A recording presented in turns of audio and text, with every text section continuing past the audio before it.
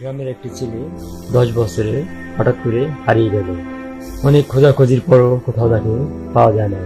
হঠাৎ সেই ছেলেটি খুঁজে পাওয়া গেল 12 বছর পর। ছেলেটি যখন হারলো তখন ছেলেটির বয়স ছিল 10 বছর। 22 বছর বয়সে ছেলেটি ফিরে এসেছে। ছেলেটি বলেছিল ছেলেটি নাকি পরিদেশে ছিল। ছোট সময় একটি পরী তাকে নিয়ে গেছিল পরিদেশে এবং সেখানে যায় সে পরীর সাথে তার বিয়ে হয়। তার ঘরে 4টে সন্তান ছিল, 3জন ছিল ছেলে, 1জন ছিল মেয়ে। ছেলেটি অনেক কান্না করত মায়ের কাছে যাওয়ার জন্য।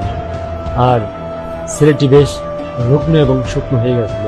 মানে পরীটি যে পরিমাণ চাহিদা ছিল ছেলেটি ঠিক ওই পরিমাণ চাহিদা পূরণ করতে পারছিল না।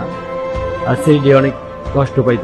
পরীটি ছিল অনেকটা পূর্ণিমার মতন দেখতে, নাকি সুন্দর পরী। তার চেহারার দিকে দেখলে তাকে থাকতে মন চাইত। ছেলেটি অনেক কান্নাকাটি করার পরে পরীটি ছেলেটিকে রাজি হয় যে তাকে ফিরে দিয়ে যাবে এবং সে তাকে তার বাপ মার কাছে ফিরে দিয়ে গেল।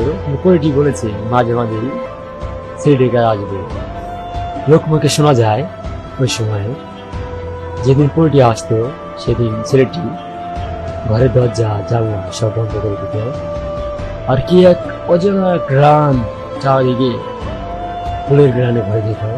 তো কখনো আর কেউ দেখেনি আসলে কই কিভাবে এসেছে, কিভাবে গেছে, শুধু একমাত্র ওই ছেলেটাই অনুভব করত বা দেখত। গ্রামের একটি ছেলে 10 বছরে হঠাৎ করে হারিয়ে গেল। অনেক খোঁজাখুঁজির পরও কোথাও তাকে